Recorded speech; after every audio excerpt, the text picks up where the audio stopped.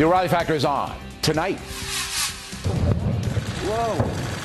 Fighting in the Middle East threatens Americans, a very serious situation that few understand. Tonight, Charles Krauthammer and I will sort it out. We got 19 dead. We got 100 more infected. It's spreading like a brush fire. What are you talking about? If one of them's got it, then 10 of them have got it now. We have a very interesting problem. This time it's not a movie. The deadly Ebola virus threatening Africa. And 2 Americans apparently have it. Will Ebola come to the USA?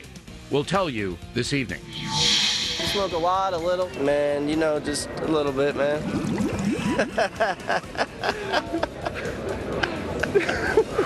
Also ahead, authorities in Denver say the homeless population is exploding, and it's all because of legalized marijuana. We'll have an update.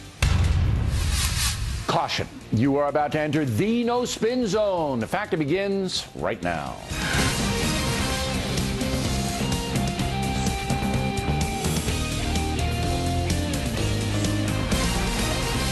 Hi, I'm Bill O'Reilly. Thanks for watching us tonight. The threats to America grow. That is the subject of this evening's Talking Points memo. In a provocation the White House has not seen since the Vietnam War, the Russian dictator Putin is trying to humiliate Barack Obama. Apparently, the Russians have now violated the 1987 missile treaty by testing a new type of cruise missile. Also, Putin continues to attack Ukraine as military units inside Russia are firing rockets into that besieged country. Want more? Russian allies continue to block the investigation of the downed Malaysian airliner shot out of the sky 2 weeks ago by Russian-made missiles. 298 human beings died, Putin directly responsible. But instead of pulling back, Putin continues to spit in our eye. He now says he'll restore relations with Castro's Cuba. Provocation off the chart. So today, President Obama imposed new sanctions on Russia. Today, and building on the measures we announced 2 weeks ago, the United States is imposing new sanctions in key sectors of the Russian economy: energy, arms, and finance. We're blocking the exports of specific goods and technologies to the Russian energy sector. We're expanding our sanctions to more Russian banks and defense companies. And we're formally suspending credit that encourages exports to Russia and financing for economic development projects in Russia. The Cold War here again. Mr. Obama also saying Europe will impose more sanctions. But don't hold your breath on that. France continues to say it will send 2 warships to Russia in return for a boatload of cash, pardon the pun. The Europeans have acted cowardly in the face of Putin's aggression. Now, I have no beef with what the president did today other than to suggest that it should have been done months ago. And he should encourage American banks to stop taking credit card receipts from Russia. That would scorch the villain Putin, who so far has laughed at the sanctions. President Obama had to take the action today because all around him, things are going south in a hurry. In Israel, the fighting between Hamas and the Israelis continues. Hundreds are dead, and the USA is powerless to stop the carnage. There is no question Hamas is a terror group in business to wipe out Israel. The Palestinians are being held captive by Hamas. And once again, America can't do anything about it. In Iran, negotiations over nuclear weapons continue because the Obama administration has given that country nearly $3 billion to stay at the table. It bribed them.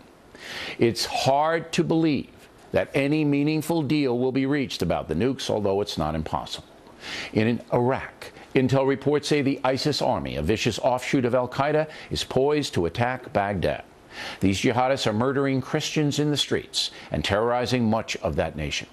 President Obama has taken no action, none at all, against the ISIS army, even though they have been in business and building power for years. In Afghanistan, an Inspector General's report says the Obama administration cannot account for 750,000 weapons given to Afghan forces. America simply does not know where those weapons are. And reports say the Taliban is making military gains throughout Afghanistan using some U.S. weaponry.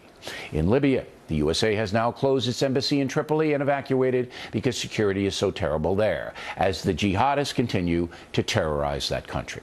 In Colorado, Defense Intelligence Agency Director Lieutenant General Michael Flynn says the terrorist ideology behind al-Qaeda is growing fast. We use the term core al-Qaeda and I have been going against these guys for a long time. The core is the core belief that these individuals And that's have. not on the run. It's not on the run, and that ideology is actually sadly it feels like it's exponentially growing. And if that isn't frightening, nothing is. Finally, on the southern border, the chaos continues as U.S. authorities cannot stop the flow of illegal aliens into this country. President Obama says he'll take action after his summer vacation unilaterally, without congressional approval. Right now, we don't know what that action might be. And so you can see that on just about every front, there is danger to we the people. Terrorism is growing. There's a mini war in the Middle East. Iran will most likely get a nuclear weapon, and Putin is causing an enormous amount of trouble, pretty much unchecked. President Obama still has his supporters who spin the situation his way, but the facts prove Mr. Obama's foreign policy has failed dismally.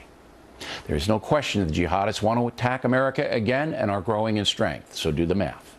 It is long past time for all Americans, liberals and conservatives, Republicans, independents, and Democrats, to demand that the federal government admit failure and devise effective strategies to protect us and other innocent people around the world. When a villain like Putin, whose economy is on the brink of a recession, can humiliate the United States of America, something is terribly wrong. Talking Points is sounding the alarm, and all of us should take this very seriously.